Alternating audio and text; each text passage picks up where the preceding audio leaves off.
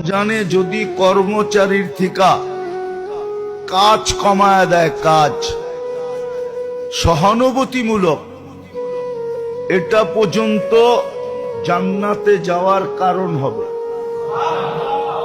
দুজক থেকে তার মুক্তি মিলবে।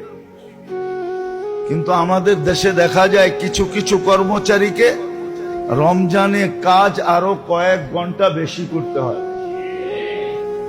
রমজানে আরো কি করতে হয়? বেশি করতে হয়।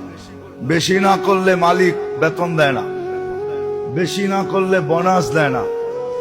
হ্যাঁ, ওই খাতগুলা চোখে দেখায় দেওয়া যায়, ওই খাতগুলা চোখে দেখায় যাওয়া যায় যে ওই সমস্ত দোকানে, ওই সমস্ত প্রতিষ্ঠানে যারা কাজ করে ওরা রমজানে আরো 2-4 ঘন্টা বেশি দিতে হয়।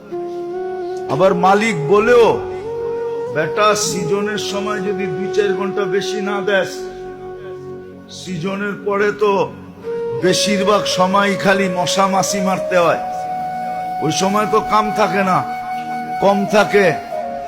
রমজানে বেশি দিবি না তো দিবি কোন সময়? আবার বোনাসও চাস, আবার বেতনও চাস, ঠিক না? তো দমকায় দুমকায় আরো রমজানে 2-4 ঘন্টা বেশি করায়। কিন্তু উচিত ছিল 2-4 ঘন্টা কম করে দেওয়া।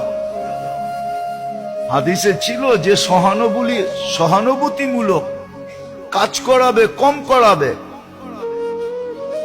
তাকে আল্লাহ রসুল আল্লাহ ওয়াদা করতেছেন তোমাকে জাহান্নাম থেকে মুক্তি দিব, জান্নাতে ঢুকার অনুমতি পত্র তোমাকে হাতে ধরায় দিব। আল্লাহ আমাদেরকে বুঝার তৌফিক দান করেন, রমজানের প্রস্তুতি নেওয়ার তৌফিক দান করেন।